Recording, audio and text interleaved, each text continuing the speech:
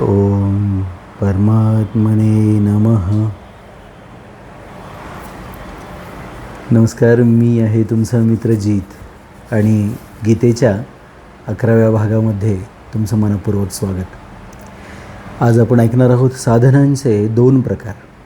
स्वामीजी सांगतात की जीवामध्ये एकतर चेतन परमात्म्याचा अंश आहे आणि एक जड प्रकृतीचा अंश आहे. म्हणजे आपण जे एनर्जी आणि मटेरियल म्हणतो, आईन्स्टाईनचा सिद्धांत तुम्ही सगळ्यांनी वाचला असेल, E=mc² वगैरे. तर त्या एनर्जी आणखीन मटेरियलबद्दल इथे थोडक्यामध्ये सांगितलेलं आहे. जीवामध्ये एक तर चेतन परमात्म्याचा अंश आहे आणि एक जड प्रकृतीचा अंश आहे. चेतन अंशाच्या प्राधान्याने तो परमात्म्याची इच्छा करतो आणि जड अंशाच्या प्राधान्याने तो संसाराची इच्छा करतो. या 2 इच्छांपैकी परमात्म्याची इच्छा तर पूर्ण होणारी आहे, परंतु संसाराची इच्छा कधीही पूर्ण होणारीच नाही. काही सांसारिक इच्छांची पूर्तता होत असलेली दिसत असूनही वास्तविक त्यांची निवृत्ती होत नाही. एक चॉकलेट खाल्ल्यानंतर आणखीन दुसरं मिळावं असं वाटत राहतं. आज मिळाल्यावर उद्या आणखीन 2 मिळावे तसे वाटत राहतात. निवृत्ती होत नाही त्यांची. त्याच्यात इच्छांना पुन्हा आणखीन ते शेपूट जोडलेलंच असतं. इच्छांची कधी पूर्तता होत नाही. पहा, उलट संसाराच्या आसक्तीमुळे नवनवीन इच्छा निर्माण होत राहतात. वास्तविक सांसारिक इच्छांची पूर्तता अर्थात सांसारिक वस्तूंची प्राप्ती इच्छेच्या अधीन नाही, उलट कर्माच्या अधीन आहे. पहा, आपली इच्छा झाली म्हणून एखादी गोष्ट मिळते असं नाही, परंतु ती गोष्ट प्राप्त करण्यासाठी आपण जर कर्म केलं तर त्या कर्माच्या अधीन आहे म्हणून सांगतात. परंतु परमात्म्याची प्राप्ती कर्माच्या अधीन नाही.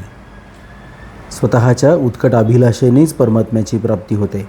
याचे कारण हे आहे की प्रत्येक कर्माचा आदी म्हणजे सुरुवात आणि अंत म्हणजे शेवट असतो. त्यामुळे त्याचे फळ देखील आदी आणि अंत असणारेच असते. म्हणून आदी आणि अंत असणाऱ्या कर्माने अनादी अनंत परमात्म्याची प्राप्ती कशी होऊ शकेल? परंतु साधकांनी सर्वसाधारण असा समज करून घेतला आहे की ज्याप्रमाणे क्रियांच्या प्रधानतेने सांसारिक वस्तूंची प्राप्ती होते, तशीच परमात्म्याची देखील प्राप्ती होते. त्याचप्रमाणे क्रियांच्या प्रधानतेनेच ती प्राप्ती होईल परमात्म्याची.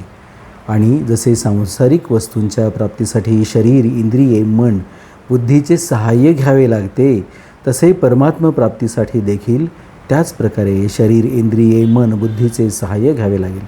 म्हणून असे साधक जडाच्या म्हणजे शरीरादींच्या मदतीने अभ्यास करीत परमात्म्याकडे वाटचाल करतात. इच्छेच्या संदर्भात सांगायचं तर एक खूप जुना शेर आहे की हजारो ख्वाहिशें ऐसी की हर एक ख्वाहिश पे दम निकले. आता ख्वाहिश हा शब्द पण कसा ईश ह्या शब्दापासून आलेला आहे, इच्छा या शब्दापासूनच. हे लक्षात घ्या. सगळ्या भाषा कशा एकमेकीच्या बहिणी आहेत ते आपल्याला इथे जाणवतं. शेर आहे तो की हजारो ख्वाहिशें ऐसी कि हर एक ख्वाहिश पे दम निकले, इतने निकले मेरे अरमा फिर भी कम निकले. अनेक इच्छांची पूर्तता झाली पण काही इच्छा सगळ्या संपल्याने त्या आणखीन उद्भवत राहतातच. आणि दुसऱ्या बाजूला पहा, हे जे इथे सांगतात की तुम्ही सांसारिक वस्तूंच्या प्राप्तीसाठी या शरीर, इंद्रिये, मन आणि बुद्धी यांचं सहाय्य घेता तुम्ही, आणि परमात्मा प्राप्तीसाठी ते घ्यावं लागत नाही. सहज विषय आहे. खरं सांगायचं तर हा इतका सहज समजणारा विषय आहे. माणसांना वाटतं की परमात्मा प्राप्तीसाठी मला काही ना काहीतरी कर्म करायला लागतं. मग मला सांगा, तुम्ही जन्माला येण्यासाठी कोणतं कर्म केलं? कर्म तर आईवडिलांनी केलं होतं. तुम्ही आपोआप जन्माला आलात भगवंताच्या कृपेने. मरालसुद्धा तसेच. सगळेच जणांचा मृत्यूसुद्धा आपोआप होतो. बऱ्याच गोष्टी ह्या अपघाताने होतात असं वाटतं, परंतु ती कृपा आहे हे आपण समजून घेतलं पाहिजे. हा संयोग होणं ही कृपा आहे. त्याच्यामध्ये आपलं कोणतं कर्तृत्व असत नाही. ही गोष्ट लक्षात घेतली पाहिजे. म्हणून भगवत कृपेची आस आपल्याला असली पाहिजे. तीच गोष्ट इथे सांगतात की परमात्मा प्राप्तीसाठी सहज जी गोष्ट प्राप्त आहे, जसं सहज जन्माला आलो आपण तसं सहज ते नित्य प्राप्त आहे परमात्मा तत्व. त्यासाठी प्रयत्न करावा लागत नाही. उत्कट अभिलाषा हवी. जसे ध्यानयुगामध्ये दीर्घकाळपर्यंत अभ्यास करीत अर्थात परमात्म्याच्या ठिकाणी चित्त लावीत जेव्हा चित्ताचा निरोध होतो तेव्हा त्यात संसाराची कोणतीही इच्छा न राहिल्यामुळे आणि स्वतः जड असल्याकारणाने परमात्म्याला ग्रहण न करू शकल्याने ते चित्त संसाराविषयी उपराम पावते. चित्ताच्या उपराम होण्याने साधकाचा चित्ताशी अर्थात जडाशी सर्वथैव संबंध विच्छेद होतो आणि तो स्वतःच परमात्मतत्वाचा अनुभव घेतो. परंतु जो साधक सुरुवातीपासूनच परमात्म्याशी आपला स्वतः सिद्ध नित्य संबंध मानून आणि जडतेशी आपला किंचित मात्र देखील संबंध न मानता साधन करतो, त्याला अत्यंत शीघ्र आणि सुगमतेने परमात्मतत्वाचा अनुभव येतो. अनुभव येणं म्हणजेच ते प्राप्त होणं हे लक्षात घेतलं पाहिजे. आता इथे चित्ताचा विचार करतात. आपण ऐकलं असेल सच्चित्तानंद म्हणतात. चित्त सच्चिदानंद म्हणत असताना ते चित्ताचा विचार केलेला आहे. किंवा निर्वाण षटकममध्ये आपण विचार करतो तर त्या ठिकाणी सुद्धा शिवोहम म्हणत असताना चित्ताचाच तिथे विचार केलेला आहे हे आपल्याला लक्षात येत असेल. की मनोबुद्धी अहंकार चित्तानी नाहम न च श्रोत्र जीवो न च घ्राण नेत्रो न अपश्य वायू न च व्योमभूमी चिद्दानंद रूपो शिवोहम शिवोहम. चित्ताच्या आनंदाच्या रूपाने मला प्राप्त झालेला शिव मी आहे म्हणून आदिगुरु शंकराचार्य सांगतात. तरी त्या चित्ताबद्दल मनाचेच 4 प्रकार आहेत, आणखीन त्याचे उपप्रकार आहेत. मन, बुद्धी, चित्त आणि अहंकार. त्या मनाच्या कार्याप्रमाणे हे प्रकार पडलेले, त्याच्याबद्दल आपण पुढे शिकणार आहोत. तर चित्त उपराम पावते याचा अर्थ चित्त म्हणजे काय हे कळाल्यानंतर आपल्याला जास्त सोप्या पद्धतीने कळेल. पाहू लवकरच. अशा प्रकारे परमात्मतत्वाची प्राप्ती इच्छणाऱ्या साधकासाठी साधनांचे 2 प्रकार सांगितले आहेत. ज्या प्रकारात अंतःकरण प्रधान मुख्य असते, अर्थात ज्या साधक जडाचे सहाय्य घेऊन साधन करतो त्याला करण सापेक्ष प्रकार असे म्हणतात. इथे करण याचा अर्थ अंतःकरण हे लक्षात घेतलं पाहिजे. आणि ज्या प्रकारामध्ये स्वतःची प्रधानता असते म्हणजे आत्मतत्वाची प्रधानता असते, त्या अर्थात ज्यात साधक सुरुवातीपासूनच जडाची सहाय्यता न घेता स्वने साधन करतो त्याला करणनिरपेक्ष म्हणतात. खूप सोपा विषय आहे. पतंजली योगशास्त्र करणसापेक्ष. श्रीमद भगवद्गीतेने सांगितलेला योग हा करणनिरपेक्ष अंतःकरणाच्या शिवाय. अंतःकरण काय आहे तर संचय आहे. मागच्या या जन्मात वेगळ्या ज्या स्मरणशक्ती इम्प्रेशन्स आपल्याकडे क्रिएट झालेले आहेत, संस्कार जे मनावरती क्रिएट झालेले आहेत, ह्याचं आपल्याला माहिती आहे सबकॉन्शियस माइंडमध्ये हे सगळं पडून राहिलेलं असतं आणि बाह्य आपल्या वर्तणुकीमध्ये त्याचे प्रभाव दिसून येत असतात. प्रत्यक्षात आपल्याला त्याची जाणीवसुद्धा असत नाही. तिथे अंतःकरण आहे, त्याच्या माध्यमातून साधन करणं, ते जागं करून हा एक प्रकार झाला. आणि अंतःकरणाशिवाय या कुठल्याही पूर्वानुभूतीशिवाय थेट नित्य नूतन अशा आत्मतत्वाच्या माध्यमातून साधन करणं हे 2 प्रकार इथे स्वामीजी सांगतात. किती कृपाळू होऊन स्वामीजी हे सगळं सांगतात पहा. जरी या दोन्हीही साधन प्रकारांनी परमात्मतत्वाची प्राप्ती करणनिरपेक्षतेने अर्थात स्वनेच जडाचा संपूर्णपणे संबंध विच्छेद झाल्यावर होते, तरी पण करणसापेक्ष प्रकार आचरल्याने त्याची प्राप्ती उशिराने होते आणि करणनिरपेक्ष प्रकार आचरल्याने त्याची प्राप्ती शीघ्रतेने होते. पहा, काही लोकांना ही जी सिद्धी आहे ही लवकर प्राप्त झालेली दिसते, तरी फक्त पद्धत बदललेली आहे हे तुमच्या लक्षात आलेलं असेल. साधनांच्या या 2 प्रकारांमध्ये 4 मुख्य भेद आहेत आणि सूक्ष्मतेमध्ये स्वामीजी सांगतात की एक करणसापेक्ष प्रकारामध्ये जडतेचा म्हणजे शरीर, इंद्रिय, मन, बुद्धी, अंतःकरण यांचा आश्रय घ्यावा लागतो. परंतु करणनिरपेक्ष प्रकारामध्ये जड पदार्थाचा आश्रय घ्यावा लागत नाही, तर जडतेशी मांडलेल्या संबंधाचा विच्छेद करावा लागतो. अंतःकरणाशी या शरीर, इंद्रिये, मन, बुद्धी, चित्त, अहंकार यांच्याशी जो मानवीय संबंध आहे, मांडलेला संबंध आहे, आपला खरा संबंध फक्त आत्मतत्वाशी आहे. बाकीचे सगळे संबंध हे मानव आहेत. आपण तसा निर्णय घेतल्यामुळे ते झालेले संबंध आहेत निर्माण झालेले. आपण एकदा ठरवलं की हे नाही, तसं ठरवलं की हे आहे, तसं एकदा नाही म्हणून ठरवलं की तो संबंध विच्छेद होणं हे त्या साधनेच्या दृष्टीने महत्त्वाचं आहे. दुसरी पद्धत आहे करणसापेक्ष प्रकारामध्ये एक नवीन अवस्था निर्माण होते. परंतु निरपेक्ष प्रकारामध्ये अवस्थांचा संबंध विच्छेद होऊन अवस्थातीत तत्त्वाचा अनुभव येतो. आपण काल एका भागामध्ये बोललो की काय झालं तर बर्फ झालो मी. पण पाण्याचा नेमका भाव कोणता? तो वाफ आहे, बर्फ आहे की पाणी आहे? पाण्याचा नेमका रंग कोणता? पाण्याची नेमकी चव कोणती? पाण्याचा नेमका आकार कोणता? पहा, ह्या सगळ्यांचं उत्तर आपल्याला लक्षात येईल की ते नाहीच आहे काही त्याला ते बंधन लागू. अशा एका अवस्थेमध्ये आपण पोचतो कारण निरपेक्ष प्रकाराने अंतःकरणाचा जर आपण त्याच्यामध्ये उपयोग नाही केला तर अशा एका ठिकाणी आपण पोचतो जिथे अवस्थाच नाही आहेत. पाणीच पाणी आहे, परमात्माच परमात्मा आहे, फक्त दुसरं काही नाही. तिसरी पद्धती आहे की कर्ण सापेक्ष प्रकारात प्राकृत शक्तींची म्हणजे सिद्धींची प्राप्ती होते. पहा, योग साधनेने अष्टसिद्धी वगैरे आपण म्हणतो, या सिद्धींच्या वरची परमात्म सिद्धी आहे किंवा तीच एक अंतिम सिद्धी आहे, एकमेव सिद्धी आहे असं आपण मागे शिकलो. परंतु कर्ण निरपेक्ष प्रकारामध्ये प्राकृत शक्तींचा संबंध विच्छेद होऊन सरळ परमात्मा अनुभव, त्याचा परमात्म्याचा अनुभव होतो. पहा, इथे एक परिशिष्ट स्पष्टीकरण आणखीन करतात की जर कर्ण सापेक्ष प्रकाराने म्हणजे चित्तवृत्ती निरोध त्या प्रकाराने सरळ परमात्मा तत्वाची प्राप्ती झाली असती तर पतंजली योगदर्शनाचा विभूतिपाद ज्यामध्ये सिद्धींचे वर्णन आहे व्यर्थ झाला असता.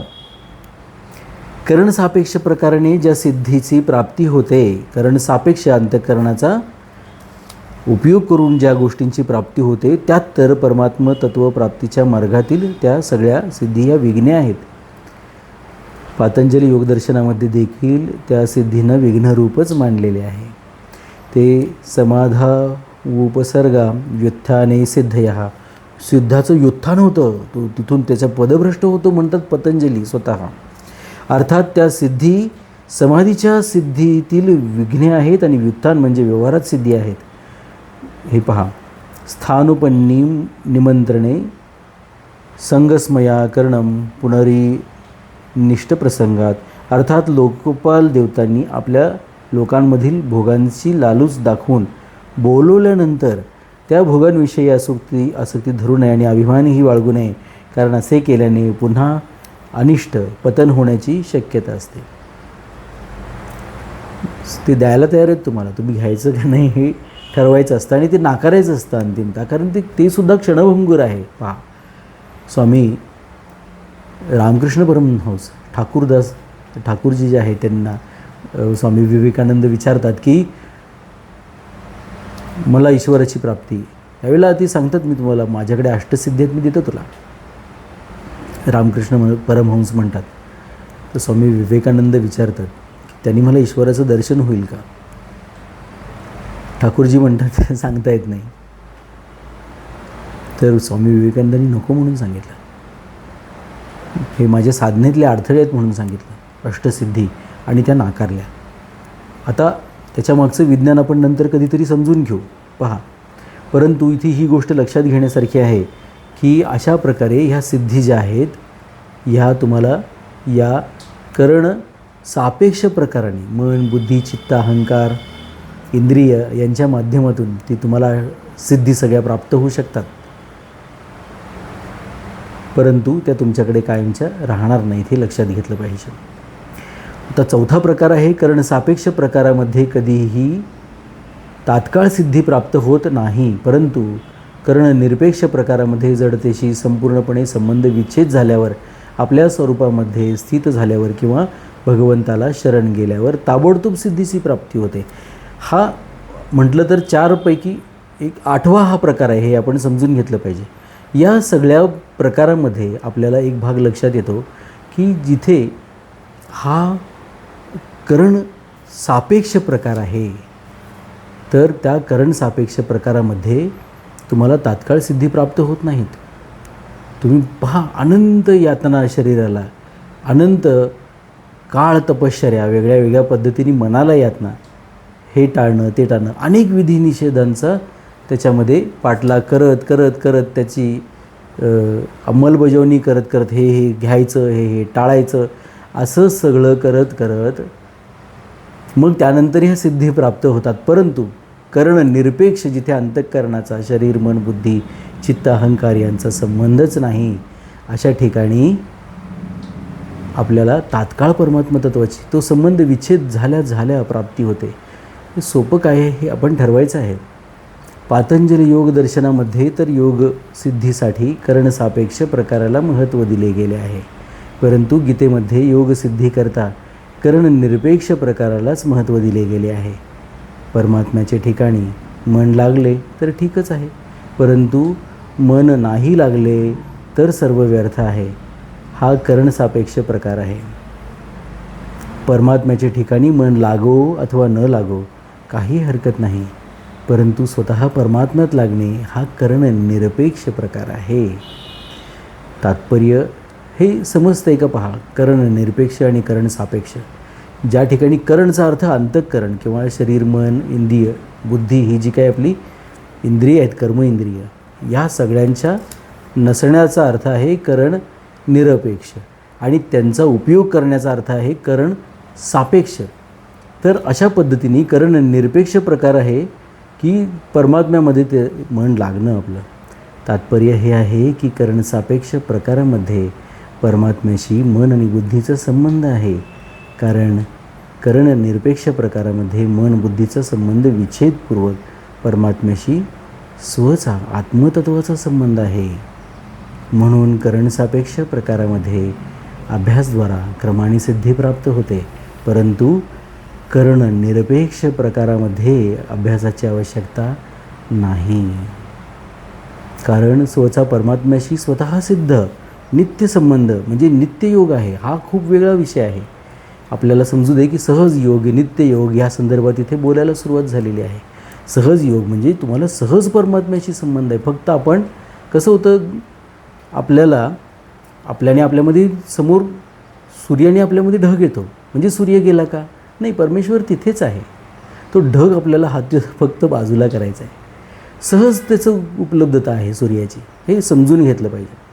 आपल्या या अनंत इच्छांचे ढग समोर असतानाच भगवंत दिसत नाही, म्हणून त्याची सहज प्राप्ती नाही असं आपल्याला वाटत राहतं फक्त.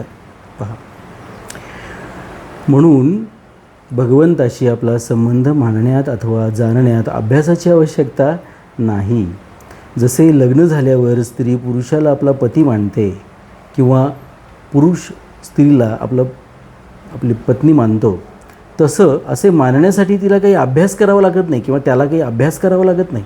त्याचप्रमाणे कुणी दाखवले की ही गंगा नदी आहे तर ते जाणून घेण्यासाठी कसलाही अभ्यास करावा लागत नाही. पहा, वास्तविक परमात्म्याला मानण्या अथवा जाणण्याच्या विषयामध्ये संसारातील कोणताही दृष्टांत पुरा पडत नाही, कारण संसाराला मानण्या अथवा जाणण्यामध्ये तर मन आणि बुद्धी सोबतच असते, परंतु परमात्म्याला मानण्या अथवा जाणण्यामध्ये मन आणि बुद्धी बरोबर राहत नाही.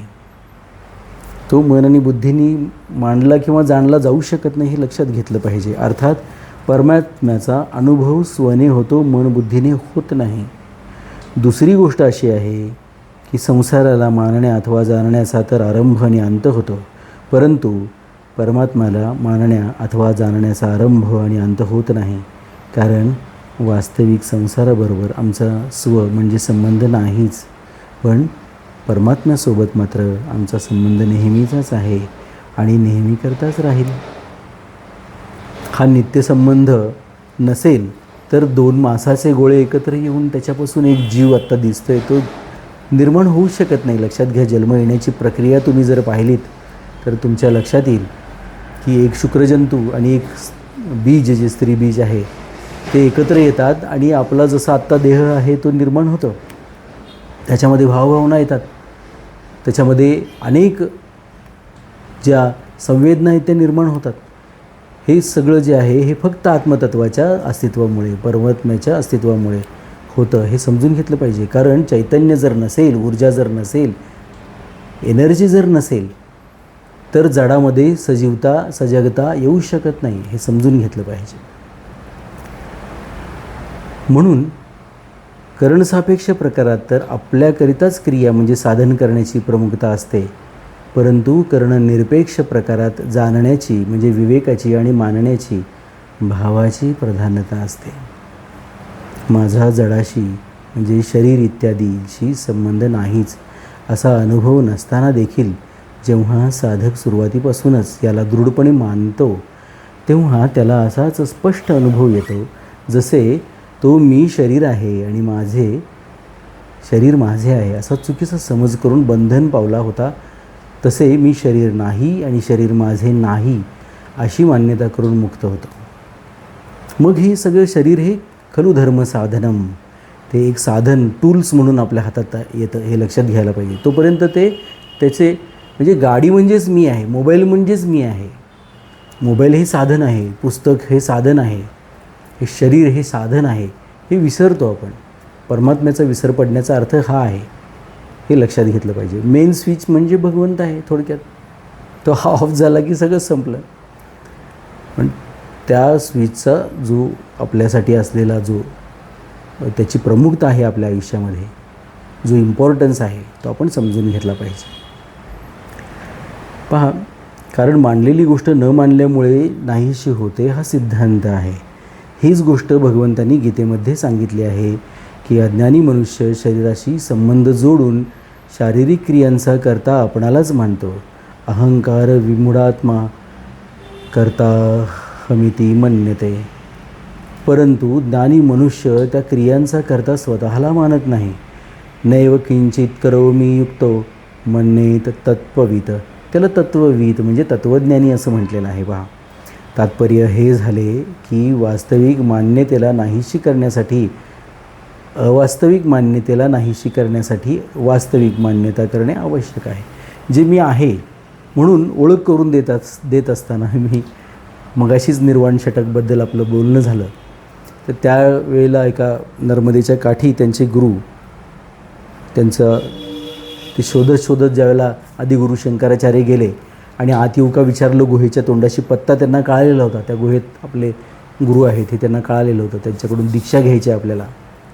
आणि ते बाहेरून गुहेच्या तोंडावरून विचारतात आत येऊ का. तर गुरु आतून विचारतात की कोण आहे बाहेर. तेव्हा ते सांगतात मी मन बुद्धी चित्त अहंकार यापैकी काही नाही, मी पंचमहाभूतांपैकी काही नाही, मी सच्चित आनंदरूप केवळ शिव आहे, केवळ शिव आहे. म्हणजे मी वकील आहे, मी घाटगे कुलातला आहे, किंवा मी रणजित घाटगे आहे, मी पुरुष आहे, किंवा मी इतका शिकलेला आहे. ह्या आपण ज्या निर्माण केलेल्या ओळखी आहेत. आणि मी निर्गुण निराकार अमर अजय अप्रमेय अविनाशी आत्मतत्व आहे, शिव आहे. यातली कोणती ओळख तुम्हाला द्यावीशी वाटते आणि कोणती ओळख करून घ्यावीशी वाटते स्वतःचे, हे आपलं आपण ठरवावं. मी हिंदू आहे, मी ब्राह्मण आहे, मी साधू आहे इत्यादी मान्यता इतक्या दृढ असतात की जोपर्यंत त्या मान्यता स्व सोडून देत नाही तोपर्यंत दुसरा कोणीही त्यांना सोडवू शकत नाही. तसेच मी शरीर आहे, मी कर्ता आहे इत्यादी मान्यता देखील इतक्या दृढ होतात की साधकांना त्या सोडून देणे कठीण वाटते. परंतु ह्या लौकिक धारणा अवास्तविक असत्य असल्यामुळे सदा टिकणाऱ्या नाहीत तर नष्ट होणाऱ्या आहेत. या उलट मी शरीर नाही, मी भगवंताचा आहे इत्यादी धारणा वास्तविक आणि सत्य असल्याने त्या कधीही नष्ट होणाऱ्या नाहीत, तर त्यांची विस्मृती होते, त्यांच्याशी विमुक्ता होते. म्हणून वास्तविक धारणा दृढ झाल्यानंतर धारणारूपाने न राहता उलट बोधामध्ये किंवा अनुभवात परिणत होत असतात. आता बोध आपण मागे बघितलं की निर्विकल्प समाधी आहे आणि निर्विकल्प बोध आहे.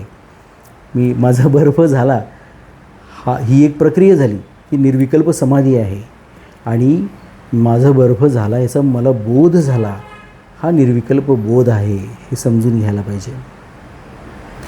या ज्या मान्यता आहेत हे आपण सहजासहजी टाकत नसतो, पण त्या जन्मजात नाहीत हे समजून घेतलं पाहिजे. आपल्याला नावसुद्धा 12व्या दिवशी देतात.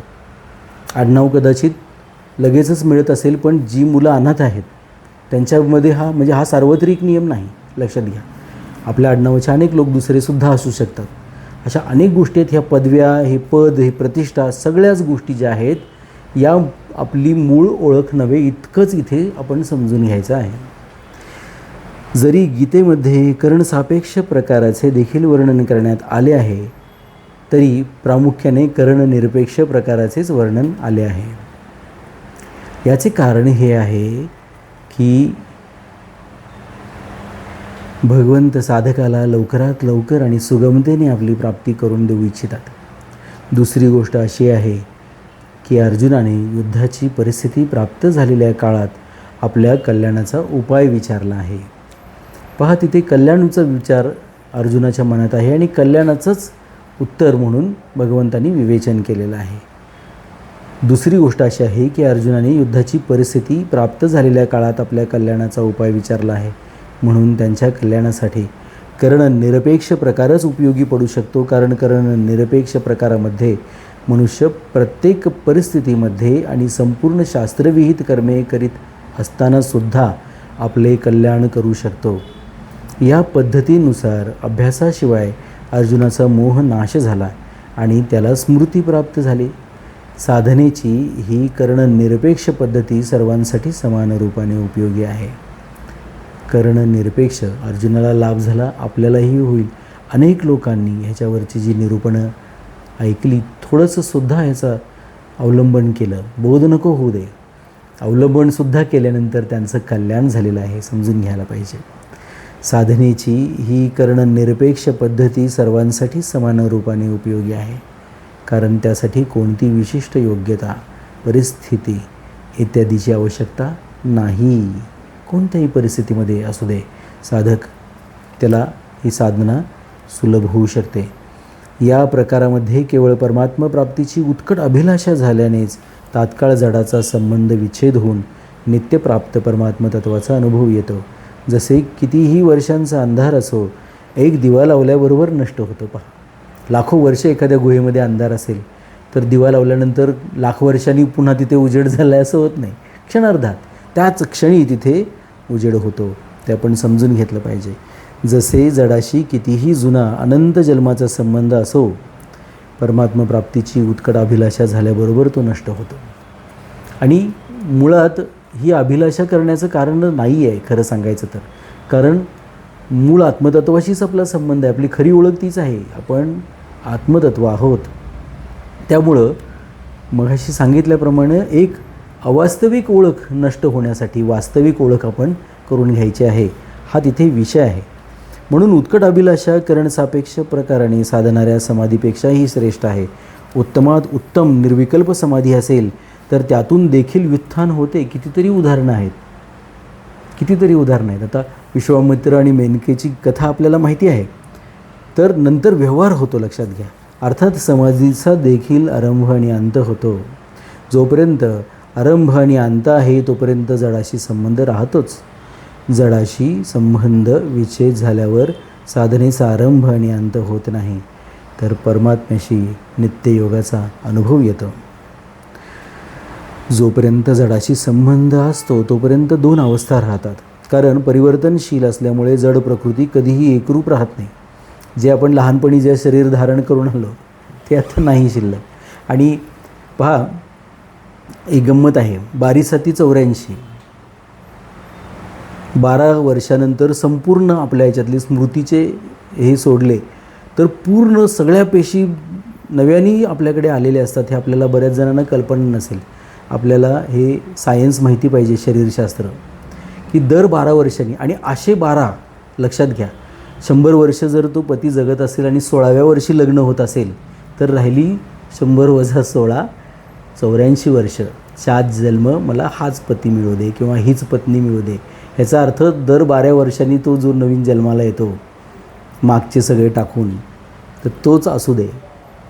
सारखं बदलायला नको, त्याचं मध्ये काहीतरी व्हायला नको. त्याचं शरीर स्वास्थ्य व्यवस्थित राहू दे किंवा तिचं शरीरशास्त्र व्यवस्थित राहू दे.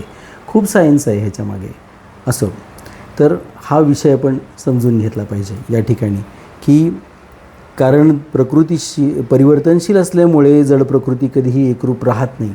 म्हणून समाधी आणि व्युत्थान या दोन्ही अवस्था जडतेच्या संबंधानेच होतात. जडतेशी संबंध विच्छेद झाल्यावर सहज अवस्था होते. मुळात संबंध नाहीच आहे. जो आहे तो मानव आहे. संबंध नसतोच कधी. जर होता तर तो कधीतरी नष्ट का होतो, हा विषय आहे. एखादा मोबाईल आपण नंतर बदलतो, हँडसेट बदलतो आपला. मागच्या मोबाईलमधली मेमरी पुढच्या मोबाईलमध्ये काहीतरी ॲप्लिकेशन्स वगैरे आपण पुढे फॉरवर्ड करतो, परंतु ते सातत्याने तुमच्यासोबत राहत नाही. मग तो मी आहे असं म्हणण्यात काय अर्थ आहे का? तेच शरीराबद्दल इथे सांगितलेलं आहे. म्हणून सहज अवस्था प्राप्त होते पहा, जडतेशी संबंध विच्छेद झाल्यावर संतांनी त्याला सहज समाधी असे म्हटले आहे आणि यातून पुन्हा केव्हाही व्युत्थान होत नाही. एकदा कळालं की तुमचे सगळे संबंध मानव आहेत आणि एकच संबंध जो आहे तो वास्तविक आहे, जो तुम्ही कधीच मांडलेला नव्हता, तो मांडला. आता कळालं आपल्याला की आपला वास्तविक संबंध कुणाशी आहे, तर तिथून व्युत्थान व्हायचं कारणच नाही. हा महत्त्वाचा विषय त्यामध्ये लक्षात घेतला पाहिजे. वास्तविक पाहिले असता परमात्म्याशी वियोग कधी झालाच नाही, होणेही संभव नाही. केवळ संसाराशी मांडलेल्या संयोगामुळे परमात्म्याशी वियोग हा भासत आहे. संसाराशी मांडलेल्या संयोगाचा त्याग केल्यामुळे परमात्म तत्वाची अभिलाषा असणाऱ्या मनुष्याला तात्काळ नित्ययोगाचा अनुभव येतो आणि त्यात स्थिती स्थिर होते. अंतःकरणाला शुद्ध करण्याची आवश्यकता देखील करणसापेक्ष प्रकारामध्येच आहे, करणनिरपेक्ष प्रकारामध्ये नाही. पहा, आता इथे संयोग आणि वियोगाचा प्रश्न ज्यावेळेला इथे सांगतात आपल्याला, त्यावेळेला आपल्याला लक्षात गेलं पाहिजे की संयोगाचा वियोग आणि वियोगाचा नित्य संयोग म्हणजे काही ज्या गोष्टी याच्यामध्ये या वेगळ्या पद्धतीने येतात हे आपण समजून घेतल्या पाहिजेत. बघा, संयोगाचा त्याग केल्याबरोबर परमात्म्याची आपल्याला जी अभिलाषा असणाऱ्या मनुष्याला तात्काळ नित्ययोगाचा अनुभव येतो. म्हणजे वियोग झाल्यानंतर इथे संयोग होतो हे समजून घेतलं पाहिजे. परमात्म्याशी नित्य संयोग म्हणजे संसारातील सर्व गोष्टींशी नित्य वियोग हा मानसिक आहे. शरीराचा धर्म शरीराला पाळावाच लागतो हे समजून घेतलं पाहिजे. पण राखावयास जिणे हे शाप वागवावे, निर्मळपण माझे सांगा कसे जपावे. हे शरीर राखण्यासाठी हे शाप वागवूया आपण आणि मुळापर्यंत सत्यापर्यंत पोचायलाच नको आपण. हे कितीतरी वाईट आहे. अंतःकरणाला शुद्ध करण्याची आवश्यकता देखील निरपेक्ष म्हणजे निरपेक्ष प्रकारात ती गरज लागतच नाही. पहा, करण सापेक्ष प्रकारामध्ये मात्र शुद्धतेचा विचार सांगितलेला आहे, ब्रह्मचर्याचा विषय सांगितलेला आहे, मन यम नियम वगैरे सांगितलेले आहेत. या अनेक गोष्टी आपण समजून घेतल्या पाहिजे की करण सापेक्ष प्रकारामध्ये या आहेत. करण निरपेक्ष जिथे अंतःकरणाचं प्राधान्य नाही, आत्म्याचं प्राधान्य आहे, अशा प्रकारामध्ये नाही. जसे पेन उत्कृष्ट असेल तर लिखाण उत्कृष्ट होऊ शकेल, पण लिहिणारा उत्कृष्ट होणार नाही. तसेच अंतःकरण शुद्ध झाल्यास क्रिया तर शुद्ध होऊ शकतील, परंतु कर्ता शुद्ध होणार नाही. अंतःकरणाशी संबंध विच्छेद झाल्यास कर्ता शुद्ध होतो, कारण अंतःकरणाशी आपला संबंध मानणे हेच मूळ अशुद्धी आहे. खूप बोलण्यासारखं आहे या विषयावरती, खूप बोलण्यासारखं आहे. शुद्धी आणि अशुद्धी आपलेच दोन हातापैकी डावा हात हा अशुद्ध आणि उजवा हात हा शुद्ध मानणारे लोक आहोत आपण. कुठे आत्म्यापर्यंत पोचणार? नित्यप्राप्त परमात्म तत्वासोबत जीवाचा नित्ययोग स्वतः सिद्ध आहे, म्हणून त्याच्या प्राप्तीसाठी करण्याची अपेक्षा नाही, अंतःकरणाची अपेक्षा नाही. फक्त तिकडे दृष्टी ठेवायला हवी. पहा, अत्यंत सोप्या भाषेमध्ये अत्यंत कृपा आपल्यावरती करून ज्याप्रमाणे रामचरितमानसात स्वामी तुलसीदास वर्णन करतात ते वर्णन आढळते. शंकर सहज स्वरूप संहारा, म्हणजे अर्थात भगवान शंकरांनी आपल्या सहज स्वरूपाला सांभाळले, त्याकडे दृष्टी फक्त टाकली. बघा किती सोपं आहे अध्यात्म, पण सहज स्वरूप आपल्याला समजतच नाही काय आहे ते. एखादी व्यक्ती एखाद्या प्रसंगाने चिडते म्हणजे तो चिडखोर आहे आणि त्याचा स्वभावच तसा आहे, ही आपली बोलण्याची रीत आहे. परंतु त्याला कोणता तरी ट्रिगर झाल्यानंतर तो तसं वागतो, बाह्य गोष्टीमुळे प्रभावित होतो. याचा अर्थ तो रागीट नाही आहे हे आपण समजून घेतलं पाहिजे. त्याच्या अंतःकरणामध्ये ह्या गोष्टी ट्रिगर होतात आणि मग तो चिडतो. तर ते ट्रिगर न होणं हे जेव्हा त्याला समजेल की आपला रिमोट बाहेर आपण कोणाच्या तरी हातात दिलेला आहे, तो आपल्या आत्मतत्वाच्या हातात पाहिजे, तर तो चिडणार नाही. पहा, जी वस्तू सुरुवातीपासूनच आमच्याजवळ असते तिलाच सांभाळले असे म्हणता येते आणि केवळ दृष्टी टाकण्याने तिच्या असण्याचा पत्ता लागतो. तसेच केवळ दृष्टी टाकण्याने नित्ययोगाचा अनुभव होतो. जे सहज प्राप्त आहे ते सहज समजून येतं. परंतु सांसारिक सुखाची कामना, आशा आणि भोगामुळे तिकडे नजर टाकण्यास, त्याचा अनुभव घेण्यास कठीण वाटते. जोपर्यंत सांसारिक भोगाकडे आणि संग्रहाकडे दृष्टी आहे तोपर्यंत मनुष्य आपल्या स्वरूपाकडे दृष्टी टाकू शकेल असे त्याच्या ठिकाणी सामर्थ्य नसते. तिथून नजर हटतच नाही. त्याला वाटतं हे कायमचं मिळालेलं आहे आपल्याला आणि यातच आपण गुरफटून मरून जाऊ. पहा, जर एखाद्या कारणाने अथवा विशेष विवेचनाने तिकडे दृष्टी गेली तरी ती स्थिर होणे कठीण आहे. कारण नाशवान पदार्थाविषयीची जी प्रियता अंतःकरणात ठसलेली आहे ती प्रियता भगवंताच्या स्वतः सिद्ध संबंधाला ओळखू देत नाही आणि ओळख झाली तर स्थिर राहू देत नाही. हा जर अत्यंत तीव्र अभिलाषा जागृत झाली की त्या तत्वाचा अनुभव कसा होईल, तर ही अभिलाषा संसाराची आसक्ती नष्टच करून टाकेल असे तिच्या सामर्थ्य असते. ती अभिलाषा, ती इच्छा जागृत होणं, त्या इच्छेमध्ये इतकं सामर्थ्य आहे. गीतेमधील कर्मयोग, ज्ञानयोग आणि भक्तियोग तिन्ही साधने करणं निरपेक्ष अर्थात स्वने होणारे आहेत. खूप महत्त्वाची गोष्ट आहे. कारण क्रिया आणि पदार्थ आपले आणि आपल्यासाठी नाहीत तर दुसऱ्यांसाठी आणि दुसऱ्यांची सेवा करण्यासाठी आहेत. मी शरीर नाही आणि शरीर माझे नाही, मी भगवंताचा आहे आणि भगवंत माझे आहेत. अशा प्रकारे विवेकपूर्वक विचार केला गेलेला विचार आणि मान्यता करणसापेक्ष म्हणजे अभ्यास नाही होऊ शकत. कारण यात जडाशी संबंध विच्छेद झालेला आहे. म्हणून कर्मयोगामध्ये स्व म्हणजे जडतेचा त्याग करतो आणि ज्ञानयोगामध्ये स्व स्वतःला जाणतो आणि भक्तियोगामध्ये स्व स्वतःला शरण होतो. पहा, भगवंताला स्व शरण होतो.